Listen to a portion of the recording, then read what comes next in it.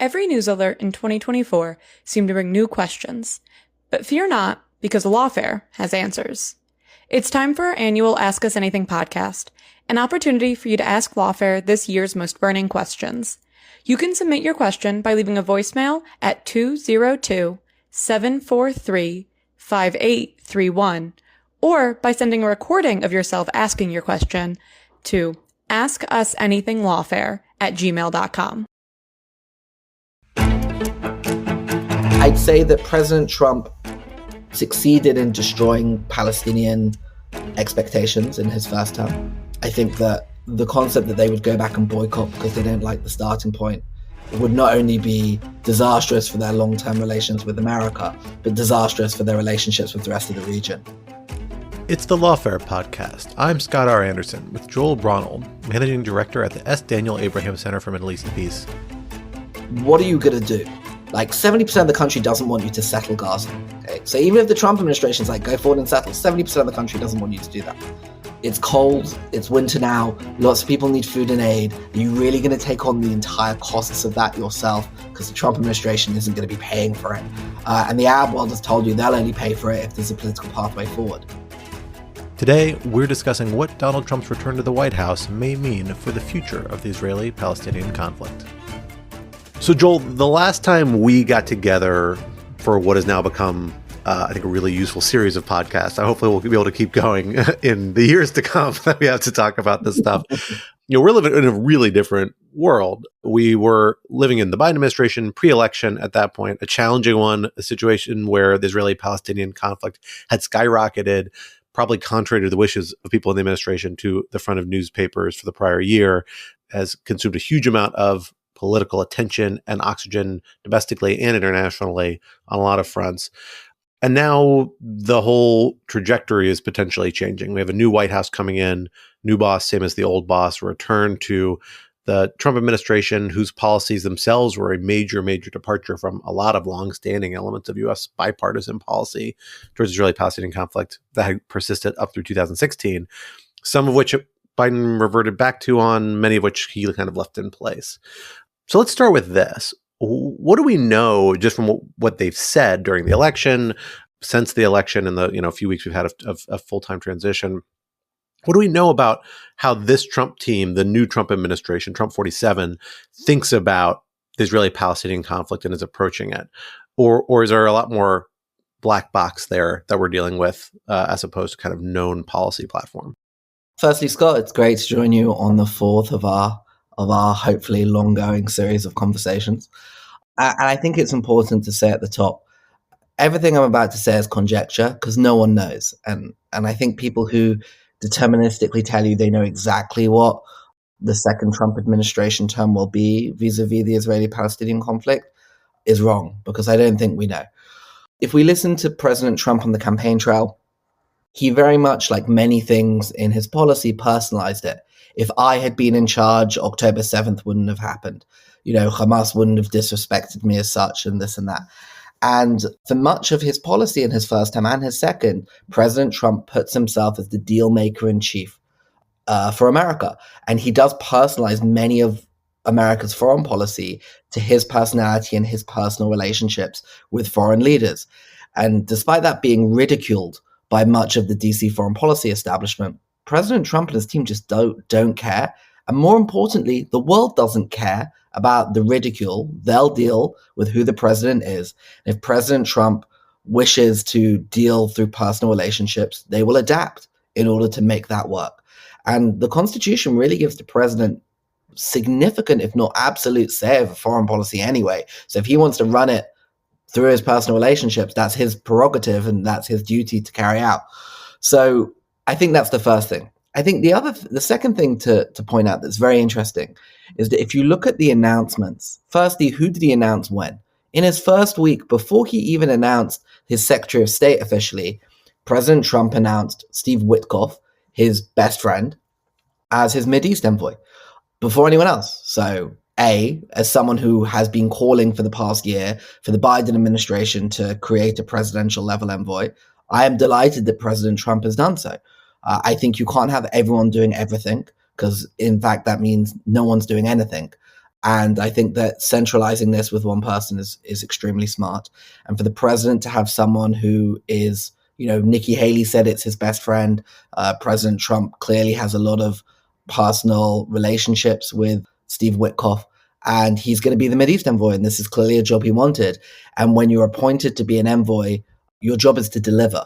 And so this concept that, how's he going to deliver? He's going to need to be able to deliver. I think it's also interesting when you look at the announcement of him, and then just this past weekend, President Trump appointed his in-law, Masoud Boulos, as his special advisor on the Middle East and for Arab affairs. In both of their announcements, he spoke about their desire to create peace. I find that very interesting because if you look at the Biden administration, they banned peace almost as a dirty word, that it was, this holy grail quest that so many others had fallen into. They were just trying to stabilize the Israeli-Palestinian conflict. There was no envoy appointed. There was no desire to get to final status issues.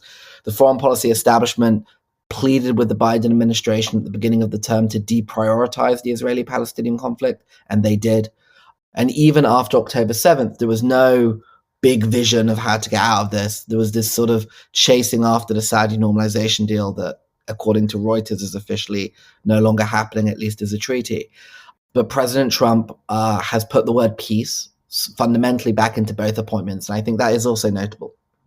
The other thing that I'll say is that just after the election, Brian Hook, who is the head of the transition for the State Department and was a senior Mideast aide for the Trump administration, often on Iran issues, gave an interview, I think it was to CNN, it might have been Fox, I can't remember to who, and he spoke about the Trump Peace to Prosperity plan. It was also known as the Deal of the Century, as, that the Trump administration had produced a 650-page plan, which was the first real substantive U.S. approach since the Clinton parameters.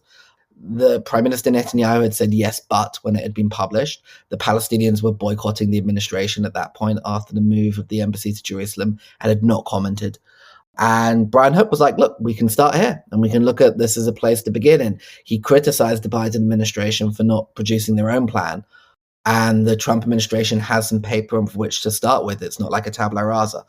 So looking at the early indications of the utilization of the term peace and other things, I think there is, at least on one side of the conjecture, an understanding that President Trump has appointed his best friend and his in-laws as key advisors and interlocutors to the Middle East, running it from the White House with a context of peace. And the first Trump transition administration official also spoke about a peace plan. So for me, on one side of this, he still has a desire to leave the Middle East a more peaceful place than where he found it. The other side of the conjecture is if you look at his other national security appointments, whether that's Senator Marco Rubio, Mike Waltz as national security advisor, Governor Huckabee as his ambassador to Israel. Again, these are early appointments. Having an ambassador to Israel appointed so early, again, indicates a significant value of which he attracts to this.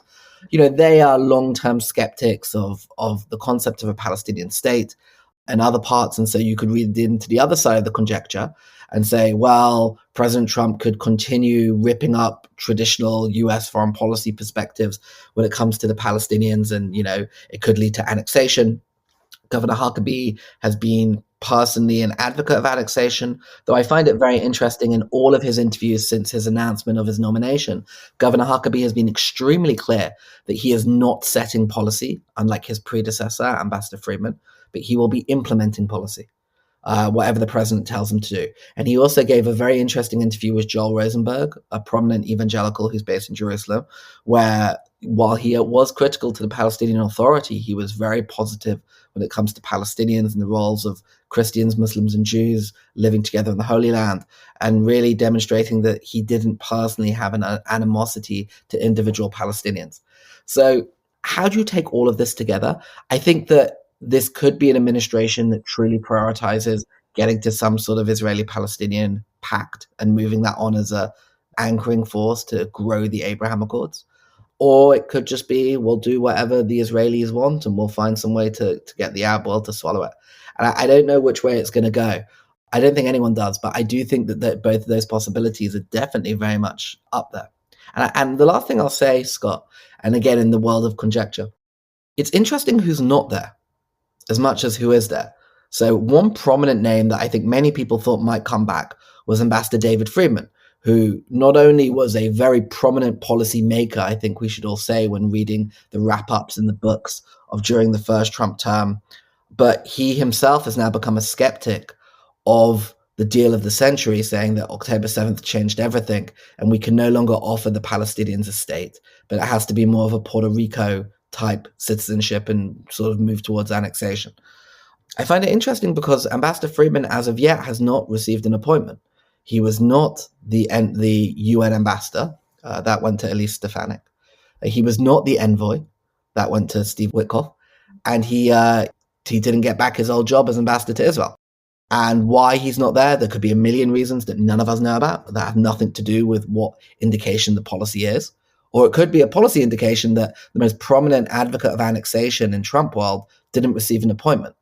And given that, Jared Kushner still is working behind the scenes and other things, and there's a desire, it seems, with peace on the front end of all of the appointments and announcements, it could be that vision within Trump world has been pushed down and some sort of deal making has been pushed up. But we don't know. But that's the initial sort of read on it as we look forward.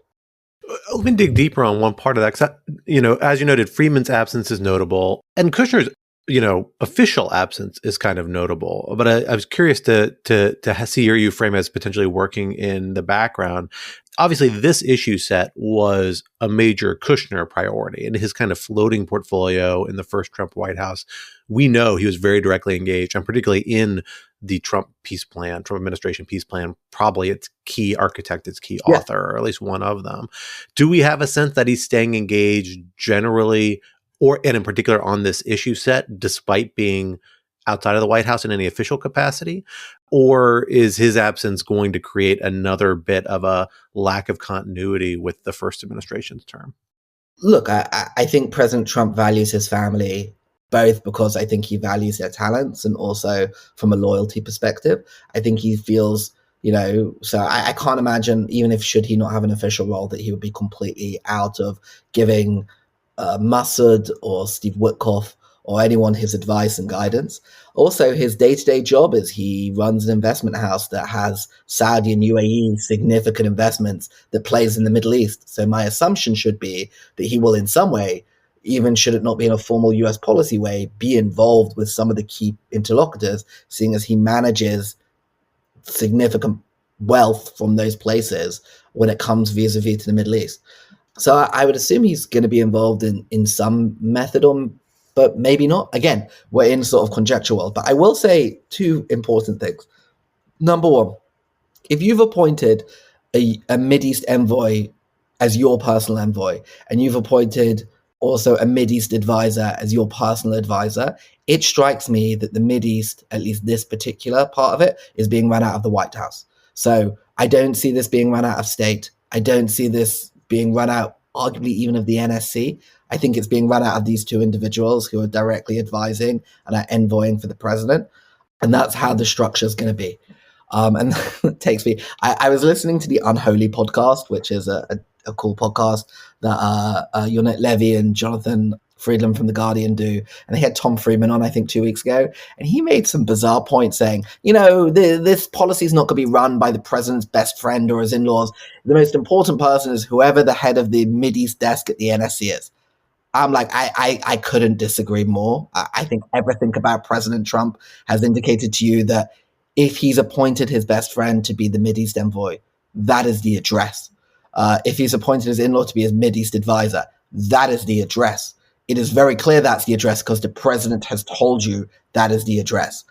Personally, I think that many countries in the Middle East like that.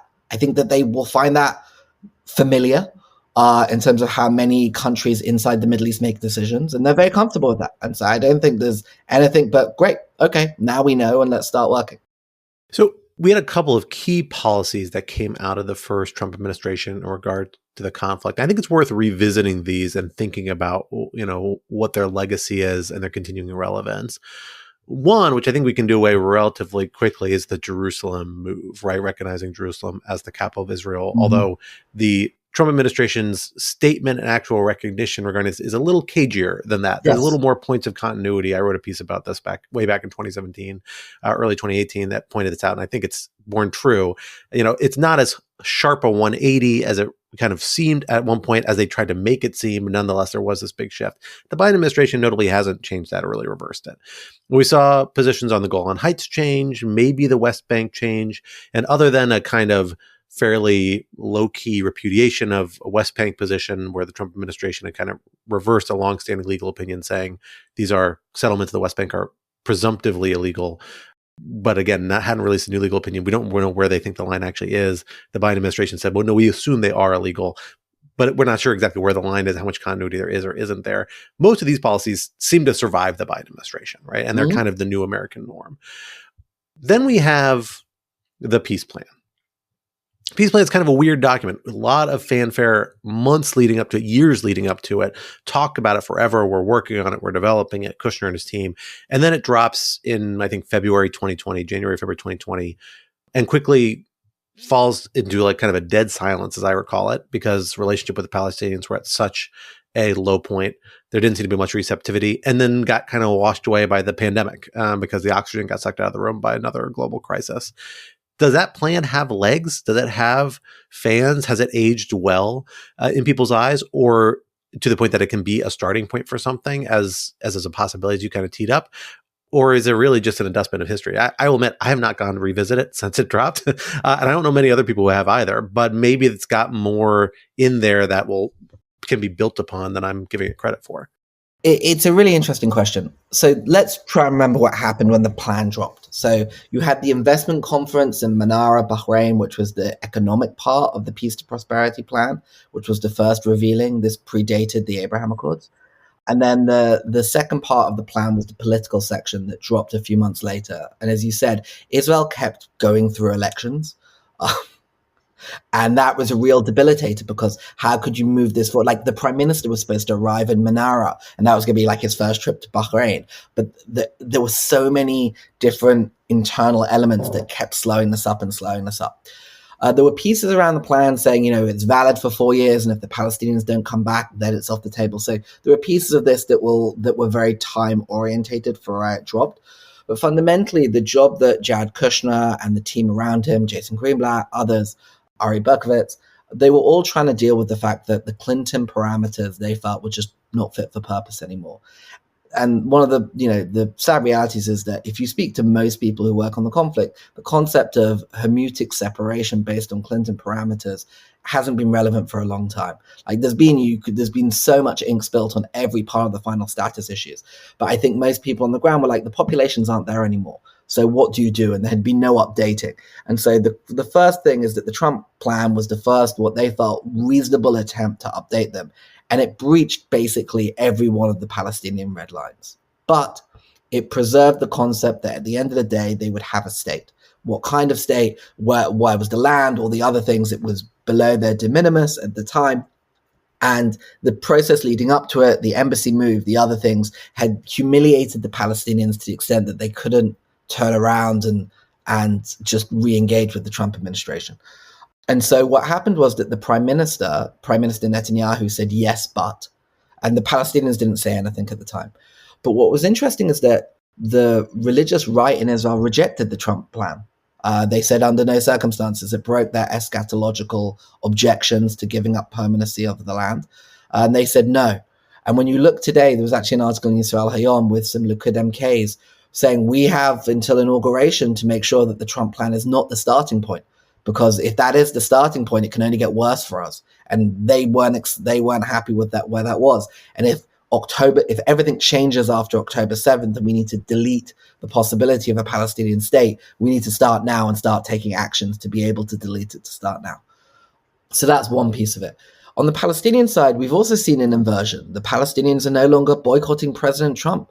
We saw two things that I think are pretty remarkable. The first was after the assassination attempt, President Abbas delivered a personal letter to President Trump that President Trump signed saying, "Don't worry, Mahmoud, all will be well," and pushed that up on Truth Social the day he was meeting Prime Minister Netanyahu, by the way, to indicate that he saw like peace being part of his mandate.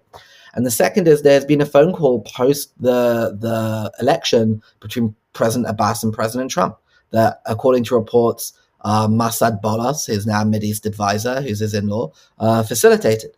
So again, we're seeing an engagement from Ramallah to President Trump. So that's a change as well. So could it be a starting point? Potentially. I'd say that President Trump succeeded in destroying Palestinian expectations in his first term. I think that the concept that they would go back and boycott because they don't like the starting point would not only be disastrous for their long-term relations with America, but disastrous for their relationships with the rest of the region, who since October 7th, the PA has been sort of revitalized in their eyes as we got to figure out something to do in Gaza and we need some international legitimacy and the PA can deliver that. And I think that the iron triangle of what does Israel do in Gaza, which doesn't include just taking over the whole of Gaza, which 70% of Israel doesn't want to do anyway, requires some level of involvement at some level, be it symbolic or practical, of the PA. And figuring that out is something they're still going to need to do. So the Trump plan can very much start as a starting point. And when you dust it off, where should the line be drawn? No settlements move. Capital sort of in Abu Dis, a lot of vetoes by the Israelis throughout the process. But I think there's going to be like a dead cat, who gets to own the dead cat at the beginning. I'm more reasonable. No, I'm more reasonable. No, I'm more reasonable. And outside of the trilateral, like Israel, Palestine, US, there's a huge amount of US-Israel stuff that needs to be sorted out that the Trump administration just acts as a wild factor in that. Listening to Bezalel Smotrich, the Israeli finance minister, and others, it's interesting. They speak about this as historic window, not just with the Trump presidency, but with the Republican House and Senate, and that they see that as a real opening for them.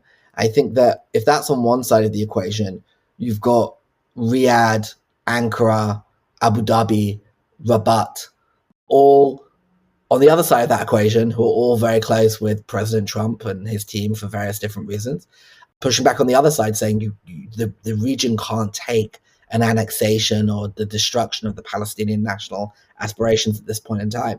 So how that balances out is going to be interesting, and where are the leverage points for President Trump and the Trump administration with all the parties? Again, and I can't stress this enough, President Trump sees himself as the deal maker in chief. Everything of leverage that he has been given, he will use to get to where he wants to go. And I think the assumption that, he won't do that just because X, Y, and Z, I don't see. He's not motivated by the traditional two-state paradigm. I don't think he's motivated at all by international law. I think he's going to allow future Ambassador Stefanik to do whatever she really wants at the United Nations. These aren't the things that appeal to him, but if he thinks he needs to apply a bit of pressure to one party or the other to get them to get where he wants to, and he's got, whether it's the executive order and its removal, whether it's an upcoming MOU that he might switch to loans instead of grants, which is something the Republicans have indicated quite substantially, whether it's about a desire to try and get the Arab world to help pay for the rehabilitation of Gaza, and he needs to use leverage there, whether it's putting pressure on the Palestinians on pay to slay and getting the Arab world to push them on that, whether it's on anti-corruption stuff, education reform. I think he's got no problem using any piece of leverage he wants. And if people think that Congress will sway him one way or the other, I have a bridge to sell you. I just don't think that he will be constrained in places where the Constitution empowers him. I don't think his leverage is going to be based off like aid. This concept, Congress is so powerful at the power of the purse. Great. If he says there are no more free meals, he's like, everyone goes to forgivable loans, I don't see the Republican conference pushing back against him when it comes to an MOU to Israel. They'll be like, okay, you too can have forgivable loans. His leverage on the Palestinians isn't going to be about the amount of aid he gives to the West Bank and Gaza, if anything at all. There's just not, I can't, given everything else we know about what he wants to do, I just don't see that either. And nor do I think that there is an opportunity for a Netanyahu government to try and push for more US engagement militarily in the Middle East. Again, reading between all of the lines of what you're hearing from President Trump, anything that would include more US presence, arms, and things, I don't see it. Though on the other hand, I don't foresee any issue of the Israelis getting any weapon they want at any time because they spend the money in the US and stimulate the US stuff. So, the supposed handbrakes that the Biden administration has put onto weapons procurement that the Israelis talk about all the time, that won't exist. But a free money MOU for the next 10 years, I also don't think exists. So I think it completely recalibrates a lot of the equations and how that all fits into the Palestinian dynamic, how that all fits in. So, it's a Rubik's Cube with new moves now and new individuals and new shibboleths that have nothing to do with the traditional way that Washington sees the conflict. And in some ways that's optimistic because basically it's a very high ceiling or a very low floor. Who was it? I think Jonathan Shanzer said this from FDD at one point. They were like, with Harris, it's like going into a casino and knowing you'll lose. With Trump, you can either win a house or lose a house. So like the outcomes are far more broad, but like the downsides could be very low and the upsides could be very high. And I think that's true when it comes to this as well. I think the Israeli-Palestinian conflict has been incredibly stagnant. I think the Biden administration, there's books that could be written. I think they cared a lot, especially after October 7th. But, I go back to the famous Foreign Affairs piece that was published 2 days before where there were 3 sentences on Israel-Palestine. And then suddenly afterwards, there's like a couple of pages. And yeah, so I think that the parties are in for a different experience with the Trump 2 administration than a Harris administration. So the other big enduring legacy, and I think this is probably the strongest enduring legacy in a lot of ways from the first Trump administration, is the Abraham Accords. We saw the Biden administration more or less embrace the Abraham Accords, kind of buy into a lot of the Trump administration's rhetoric about them being kind of historical seminal agreements, and then position itself to attempt to top them or build on them with a broader agreement with Saudi Arabia that, as you noted, is dead at this point, as far as we know, at least for the time being. Isn't going to go anywhere bogged down with Gaza, regional politics, and sort of other things now. That Abraham Accords that the Trump administration got through, which are notable, although I'm not sure I buy into them being quite as historical as some folks might, or such a breakthrough, I guess, perhaps so much as reflecting trends that we'd seen happening in the region for a while up to that point. Nonetheless, it was a big accomplishment and something that came out of a lot of cost and a lot of invested effort for the Trump administration, and came after a real cultivation of particularly the Gulf countries and particularly Saudi Arabia over several years. Despite the Khashoggi killing putting a big hiccup in that, we saw, the GCC, the Gulf states, basically go to a, proxy soft war with each other for a year and a half, with the kind of tacit acquiescence of the Trump administration, causing a fair amount of regional problems get reined in. Nonetheless, we saw these direct personal ties between the Saudi royal family, Emirati royal family, the Trump family. Are those dynamics still the same? Because it strikes me that October 7th and the Gaza conflict have changed some of the regional dynamics. Like, they have put the Palestinian issue much higher on the list of regional priorities than I think it was in 2017, 18, and 19, or at least more salient, because it is such a more present issue, I think, on the minds of a lot of people in their world. And it's become such a visceral, brutal conflict in the eyes of so many people really around the world, particularly in the region. Are those dynamics still there, that the Abraham Accords is something that the Trump administration can hope to replicate or continue to build on? Is that even their goal? I mean, what is the Trump administration standing with these other Arab allies that played such a central role in all of its plans, frankly, in the region during the first administration? So let's break this into two. Let's look at the Abraham Accords independently, and then let's look at Saudi, and then we can try and touch on some of the Iran stuff at the end, which I think is the other real critical part of this. When it comes to the Abraham Accords, I think that the countries themselves feel like the Biden administration paid lip service, but didn't deliver the US part of the bargain. The UAE still didn't get the weapons it was promised. There is still no consulate built in the Western Sahara and Morocco, for example. That's their normalization. They don't see themselves as part of that. So I think first and foremost, they would like to be paid the US end, okay, the Trump administration signed them, the Trump administration's back, we would like the things that we would like.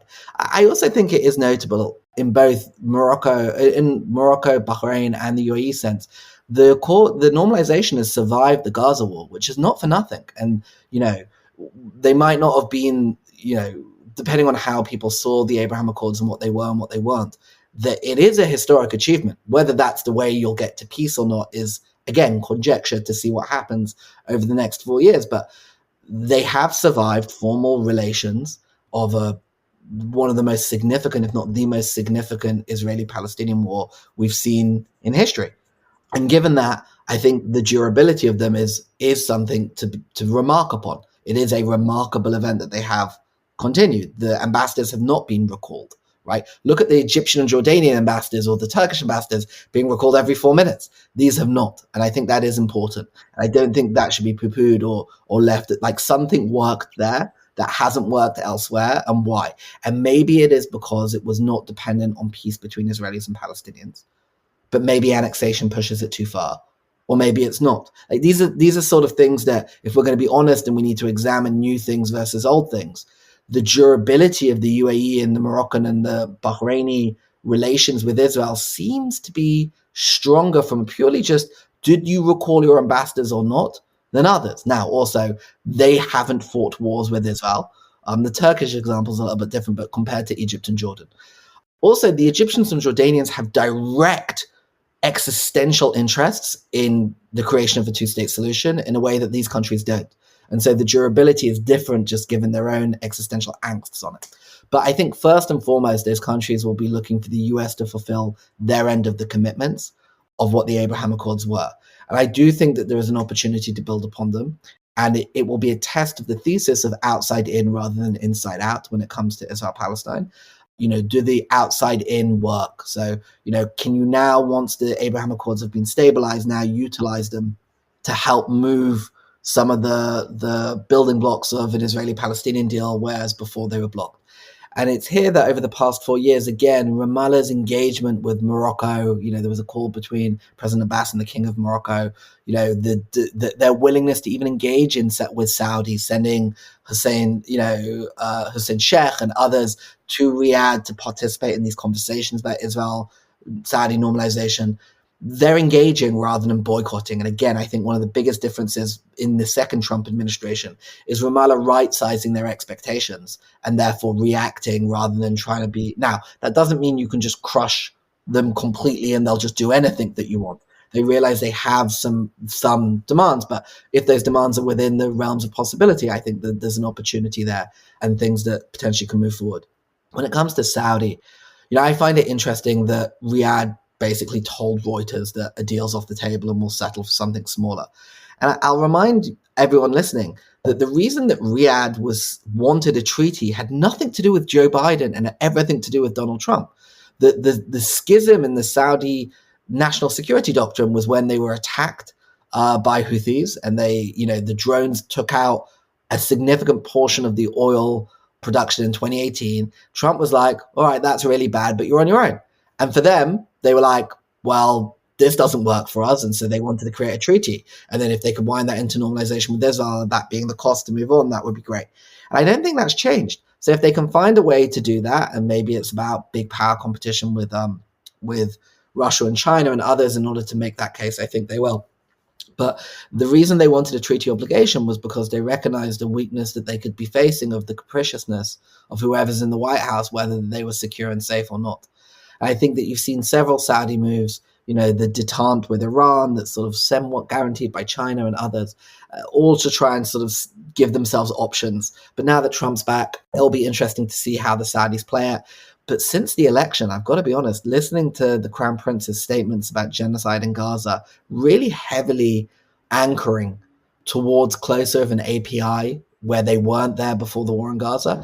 I think a lot of this is also anchoring to demonstrate to the Trump administration that if you want a deal, you need to stop the annexationists in Israel. We won't go along with it. So, we might be able to move, but they're anchoring strong to start with. And I think that's also interesting. And then lastly, I think for much, and this is why I think Israel takes a lot of comfort, is when it comes to Iran.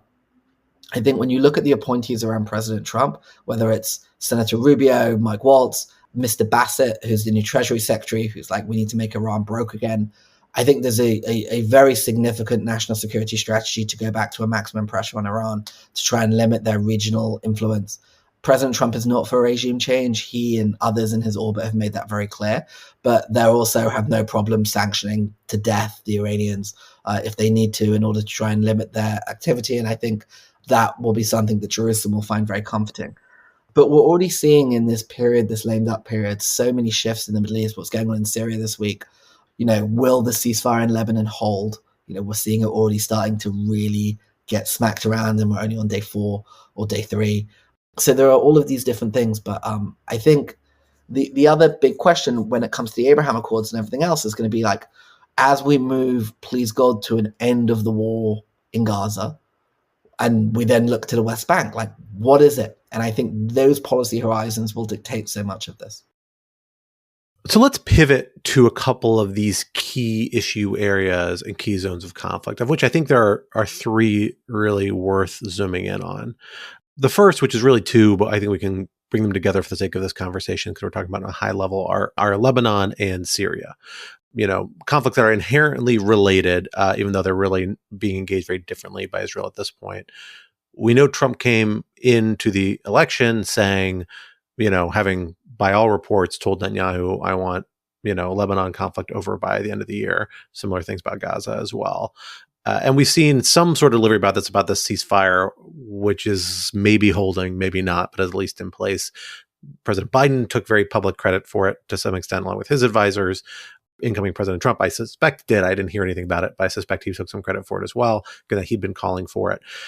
And now we're seeing this action triggered in large part by the collapse of Hezbollah under Israeli assault and the kind of revealing weakness of Iran, its inability to come to the defense of regional proxies, and perhaps some distraction by Russia, by Ukraine as well. A major, potentially ground-changing operation in Syria, although probably too early to say what it actually means. So what does the shift to the Trump administration mean for these fronts? It seems like the Biden administration, Trump administration are more or less on the same page, at least on the Lebanon side, at least in the short term.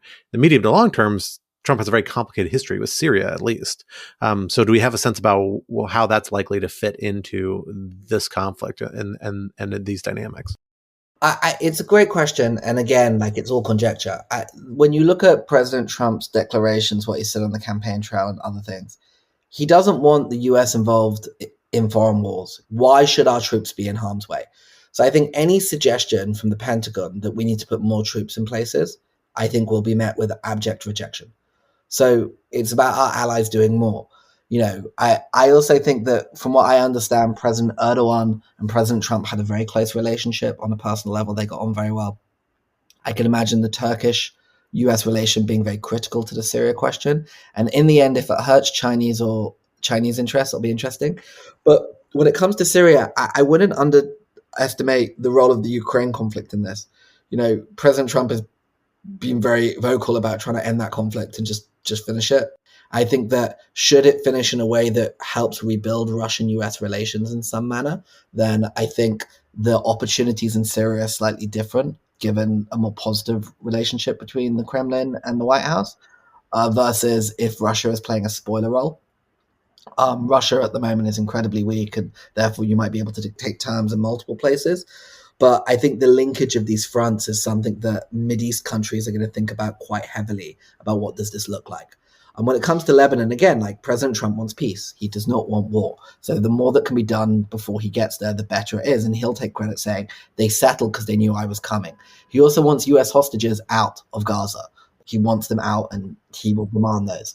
And I think there will be significant pressure put on allies of Hamas to be able to deliver that, should they want to have a positive relationship with the White House.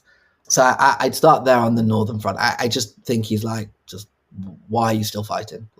And look, the Israelis scored a major strategic victory in decoupling Hezbollah and Hamas. I mean, Hezbollah swore they weren't going to do that, and Israel basically killed the entire high command of Hezbollah. And then those who were left were like, okay, we'll decouple it.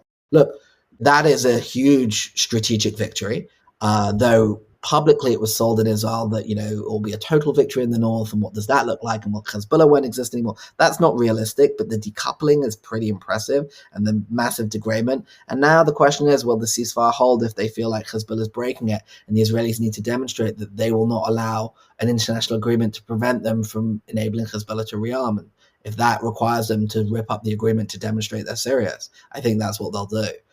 But I think that's on the northern part. I mean, in Israel, the general feeling is like a death on both their houses when it comes to Syria. I think they say, if it's run by jihadists, that's a problem for tomorrow. But for today, it prevents Iran from using it to restock Hezbollah. So that's good. It screws the Russians over in terms of a sea access port, so that's probably good. Like, to what extent it's more thought out than that? I think, like, if it's a jihadist, we'll figure that out later. But, like, you know, let them both destroy each other. I think President Trump said something, I saw this reported last week, you know, he's like, if they hate America and they hate America, why the hell should we get involved in stopping them from killing each other? And honestly, Scott, I think that's probably the strategy, of which, by the way, the majority of the American people agree with. They're like, okay, let them kill each other. Why is this a problem for us? Fair enough. Well, let me dig a little deeper on the Syria front, because this was such a point of contention during the first Trump administration. You know, we saw a major U.S. troop presence that had been in Syria, left over from the end of the Obama administration, engaged in counter-ISIS operations, get kind of partially withdrawn very chaotically, then reversed. Then the same thing happened about a year later again in the Trump administration. You know, there was talk about leaving troops in to protect oil. Because you had the U.S. troops where they are in, you know, an area that's kind of oil rich, backing the SDF. I don't think that's actually what was happening strategically, but that was somehow in Trump's mind as some sort of relationship to this. And then, of course, we had people in his administration, particularly on the kind of hawkish Iran side, basically very publicly saying, oh, these troops are there to help monitor, or at least several contingents are there to help monitor, you know, Iranian activities in Syria, and to some extent deter them, even though that's not kind of the legal basis, whatnot. Do we think that sort of activity, which we saw the Trump administration, despite its kind of peacenik rhetoric, pursue arms? I remember, I mean, they pursued airstrikes twice against Assad.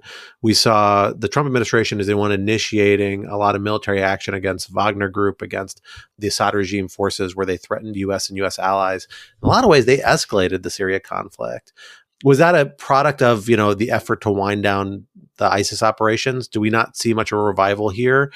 But even if, for example, Israel takes the opportunity to do what it did in Lebanon and Syria and really begin to take out, you know, Iranian elements there, something it's been doing kind of at a medium to low pace for the last 4 or 5 years, if not longer, but could escalate now.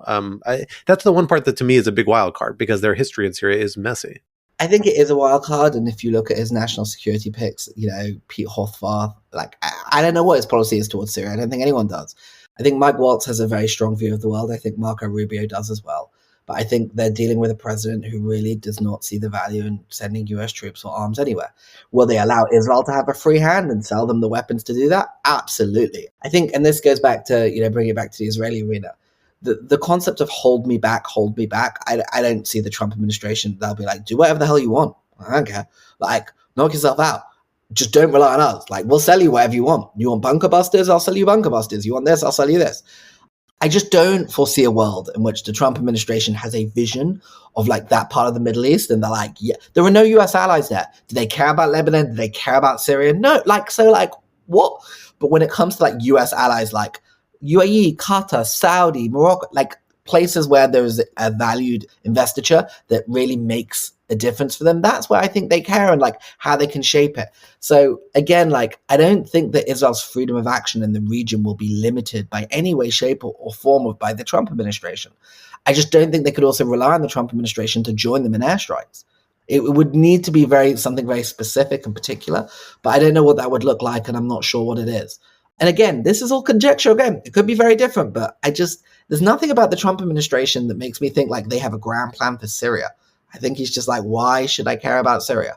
Like, what has this got to do with me? Are there nuclear weapons there? No. Well, again, like, why? Like, irrelevant to me.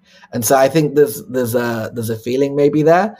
So yeah, that's on that one. I personally, I think that if there's going to be challenges and conflicts with the Israelis or the Palestinians, it's probably got to do with mainly, my view is it's probably going to be far more to do with the West Bank and Gaza than it is to do with like Israel and its allies in some ways, like Israel and its regional neighbors, I mean.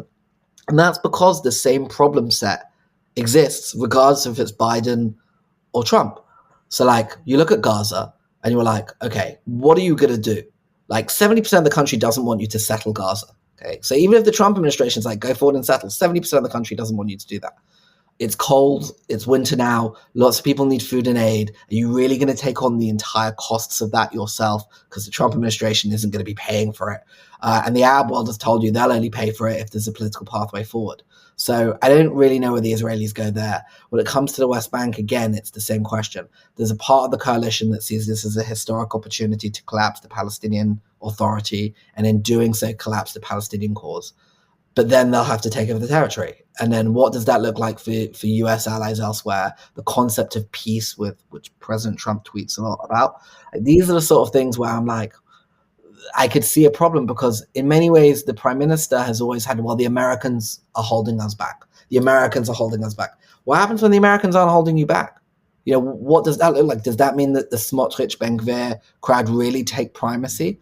In many ways, with Trump winning, the Israelis can now do whatever they want. And what will that look like? And what can they maintain? And what will their society enable them to do? There are questions that have boiled along the surface, have now reached like heightened parts of October, after October 7th. And now they're going to have to deal with their polity and figure out what they want to do. The Americans won't hold them back. This American administration, I don't think particularly cares about international law, whether that's UN or ICC or anything else. I can't imagine ever the Trump administration threatening something at the UN. I also can't imagine the Trump administration giving them a 10-year free MOU either. So like the freedom of opportunity and ability to do whatever you want will be limited by the US putting their interests first, not limiting your freedom of action, but also not enabling it just because they want to enable it. Like, in many ways, the Obama MOU was like, we'll limit you through diplomacy and stuff when it comes to the Palestinians, but we will give you 10 years of basically free money to build up your security aspects as much as you want. I have a feeling that the Trump administration would rather give them forgivable loans on the MOU, but those loans still create leverage because they're forgivable when they want to tell them that it's forgivable. It still carries on a balance sheet versus, threatening at the UN and other things. And basically laying out a path for the Israelis saying, here is a peace plan. We can get everyone on board, but you need to deliver your own population to get them on board, and no more pretending it's us pushing you, but it's your problem that you need to solve, and we've given you a way out of it, and you can take it if you want it. And I think that's probably, if you're looking for an optimistic reading of what the Trump administration could look like, that's what it could look like. I think when it comes to Palestinian advocacy in the US, it's a far grimmer picture, where I think that there's been huge indications from the Trump team, whether that's the nominee for the Attorney General, Pam Bondi, and others, that they will clamp down on what they see, again, their words, as pro-Hamas support in the US, like a ton of bricks, between deporting international students, FARA registrations, material support issues, stuff against NGOs. I think you're going to see a gigantic uptick domestically on really any protest, any blocking of Jewish houses of worship or anything like that. I think you're going to see the full power of the federal government come down in ways that we haven't seen before. Criminalization, DOJ, other things, I think is going to be very prominent. But when it comes to the actual policy over there, I think it's going to be slightly different than what people think. So on the West Bank and Gaza, these are going to be the big heated points. So let's think about what this is likely to mean on a couple of the key pressure points, right? Gaza, we know there's no clear publicly stated Israeli plan. Any sort of disposition from reoccupation to something else in theory is on the table. The pressure point the Biden administration, the short term, has been humanitarian access and assistance, which I think the Biden administration has pushed for with limited success, but not zero success. Meanwhile, weapons are like the main source of leverage, right? And the main source of controversy. Are we likely to see a significant change on either of those fronts for the Trump administration? Are they care so much about the humanitarian component? Are they going to put restrictions on the weapons? It sounds like, from your perspective, likely neither. And it sounds like there's not really much of a sense that they're going to push for much of a disposition plan either, except insofar as if it's an unstable situation, that itself is frustrating for the Trump administration. Is that a fair summary about where we come out on this? I think that I can't imagine pressure on weapons, a desire to do international humanitarian aid. I just don't see it. I think that, like Trump said, I don't want to see pictures of you blowing up shit. I don't think it's figure it out, whatever you like, but whatever you figure out, the Israelis are going to be asking the Trump administration for like sanctions against the ICC. They're going to be asking for the Trump administrations to take away the executive order when it comes to settler sanctions. They're going to be asking for a lot. And I think that the Trump administration, in some regards, when it comes to like weapons, they're like, yeah, sure. But when it comes to like active things, I think there's a question of, does the Trump administration utilize leverage in those moments, or do they not? Right. And also, to what extent does Ramallah prioritize Gaza? I don't know. I mean, like, they're asking the PA to, does the PA want to come back? Do they not want to come back. To the extent that Gaza fits into the president's bigger Mideast plans is really about deepening of the Abraham Accords and extension to others. And the ability to do that when such bad news is going on, I don't think exists. So if you want to create that opportunity, you need to fix this problem. And how do you fix this problem? You get the Arab nations to pay. Therefore, it needs to be something that they can minimally accept, which probably includes some sort of inviting of the PA back into Gaza, whether that's as a cursory, they agreed to it at the UN, or something more formal that it's basically their employees doing half the work. But, you've got a board of governors of other people. You could even take the board of governors that was in the Peace to Prosperity plan and apply it to Gaza. Like there are times and places you can look at how you do that. But because that's the bleeding wound, that's part one. Part two is preventing the collapse in the West Bank, which we've already seen very positive things this past weekend. The Israeli cabinet extended by a year the correspondent banking relations, which is big. People thought it would be for a month. It's a year. Stabilizes some of the situation. The Israelis are still transferring monthly the customs revenue, sans Gaza, to the West Bank. Again, I don't think that the Israelis also want to create a crisis before Trump's sworn in. I think they also don't want to be seen as holding the dead cat that they killed. We ate the PA, and now the Trump's like, well, thanks very much for screwing us over to begin with. So I think there's lots of pieces of this puzzle that everyone's sort of like, well, which way is he going to go? But when it comes to Gaza, I don't see weapons being something, and I don't think there's any desire for the Trump administration to contribute anything more than what would be absolutely necessary when it comes to humanitarian work in Gaza.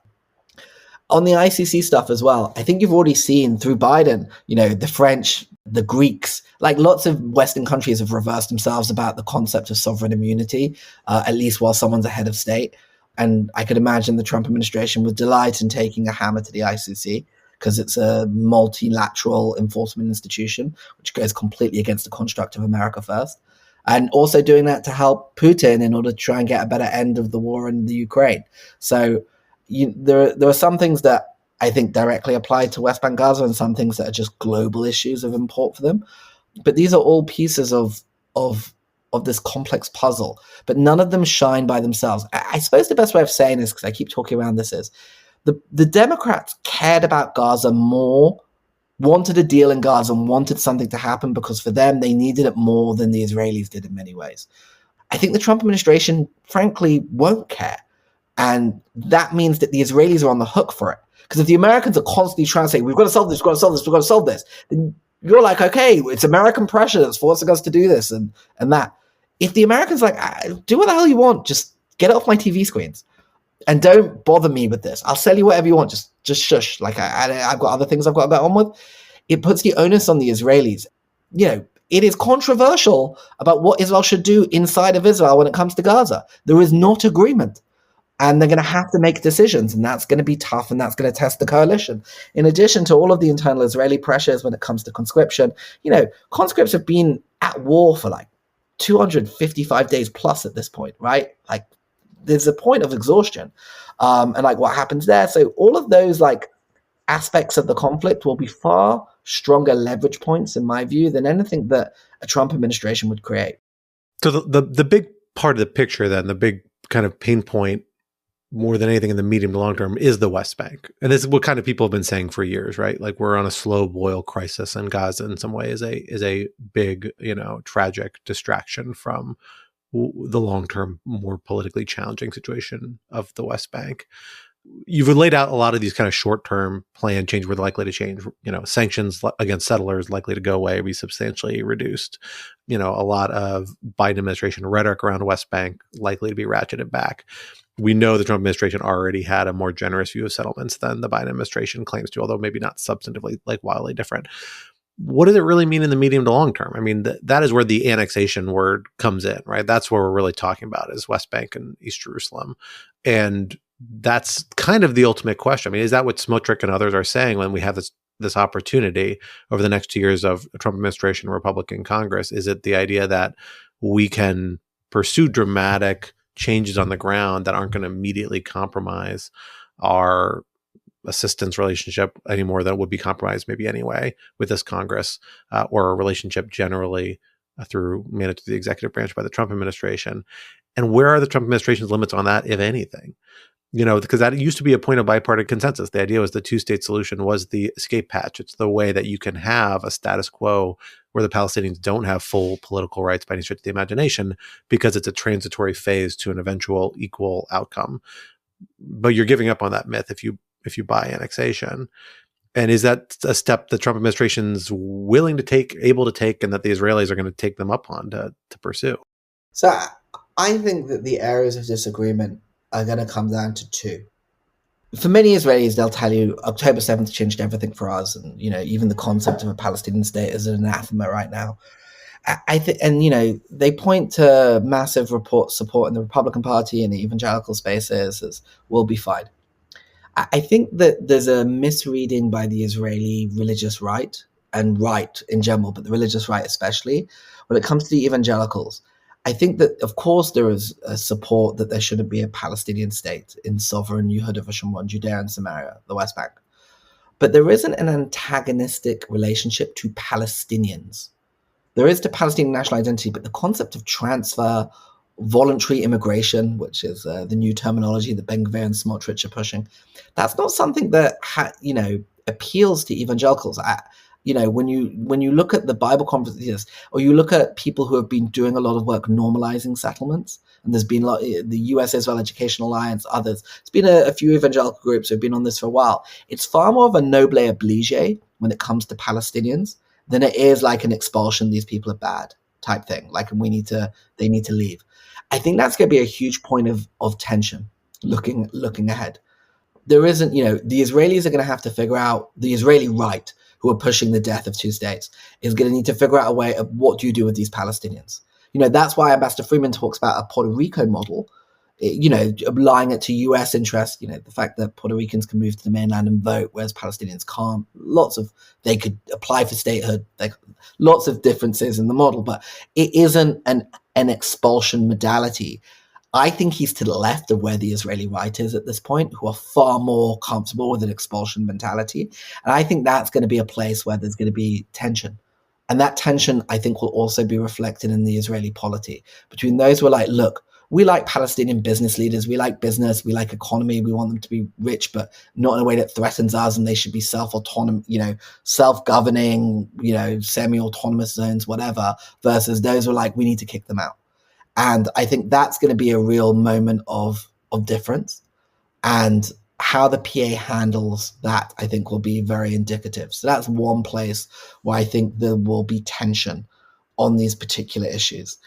I think the other place, look, Trump had a peace plan that included a Palestinian state. Like it was a thing. So to move him off that spot, I think, is going to be a big lift, especially if the PA indicate that they're willing to play ball and come delivering goods.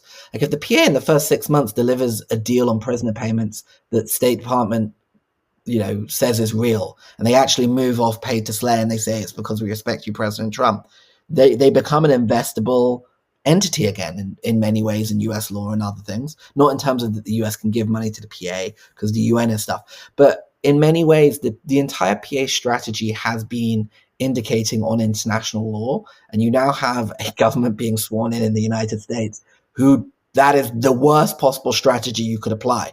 So do they pivot? And what does that pivot look like? And how can they explain that pivot to their own people? Do they see them, if the whole world is moving to a point where international institutions go into their weakest moment, and the way that the Palestinians have played this is by appealing to international institutions as their strongest bulwark against actions, that's going to require a real successful pivot. And can an elderly Palestinian president successfully make that maneuver? I think for me, that will dictate so much of what the next 2 to 4 years looks like vis-a-vis West Bank, Israel, US relations.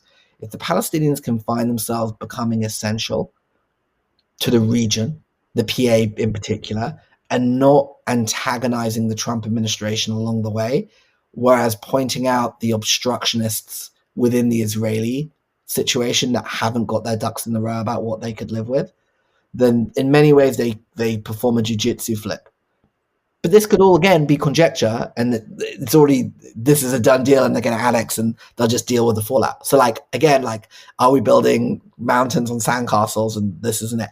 And the thing I was going to say at the end of the last answer, I think the Israelis have looked at how Biden has treated domestic protests, issues of weapons transfers, all this stuff as indications that, from Biden's don't to Biden sanctioning us and everything else, that he's been the criminal mastermind, him or Harris or the progressives, holding us back our whole way, while completely ignoring the aircraft carriers, the building of the missile alliance, MOUs, all the stuff that structurally and strategically has empowered Israel to the point where it is today. And the interesting thing will be if Trump does all the emotive things, okay? So massive clampdown on pro-Palestinian protesters, like just trolling the United Nations, attacks on the ICC, but doesn't do a 10-year MOU on grants, but moves it to loans, and changes his position about Israelis' weapon procurement because he's worried it's going to affect US weapons manufacturing and exports and imports, limits the Israeli freedom of action to talk to China, all these sort of things that you could see in a Trump thing that could really affect its strategic positioning. How does that react? Because Trump is truly a master at the emotive clan or I'm on that team politics. He's like the world's best at this. And he could steal a march on Netanyahu quite easily, being like, I've done all this stuff while secretly, simultaneously just demolishing some of the strategic underpinnings that Israel has benefited from their relations. And again, listen to Trump World, listen to Tucker Carlson, listen to the OMB, listen to Russ Vaughn. You just have to have an ear. Are we really to believe that the only exception to all of Trump policy is going to be Israel when it comes to foreign aid, when it comes to America first? I find that very difficult to believe. And you can satisfy that base by being very harsh on pro-Palestinian activity in the US, by being very harsh on the ICC, by being very harsh at the UN, whereas simultaneously basically doing things that truly change the leverage points on Israel. It's a different game. And it's a game that, honestly, Israeli and Palestinian decision makers need to completely recalibrate themselves for, because it's not the same as 2016 Trump. It is definitely not the same as any US administration, basically going back to Kissinger, like about what the normal rules of the game are. And I think that's why everything in this podcast is conjecture, because it could go completely one way or it could go completely the other way. And anyone who's telling you that the decision really lies at the Mideast director of the NSC is not anyone that anyone should be listening to when it comes to what the next 4 years will look like. Well, we are over time, so we'll have to leave the conversation there. But needless to say, I think there are going to be plenty to talk about in the weeks and months and years to come. Until then, Joel, thank you for joining us here today on the Lawfare podcast. Thanks so much, Scott. The Lawfare podcast is produced in cooperation with the Brookings Institution. You can get ad-free versions of this and other Lawfare podcasts by becoming a Lawfare material supporter through our website, lawfaremedia.org/support. You'll also get access to special events and other content available only to our supporters. Please rate and review us wherever you get your podcasts. Look out for other podcasts, including Rational Security, Chatter, Allies, and The Aftermath, our latest Lawfare Presents podcast series on the government's response to January 6th. And be sure to check out our written work at lawfaremedia.org. This podcast is edited by Jen Patja. Our theme song is from Alibi Music. As always, thank you for listening.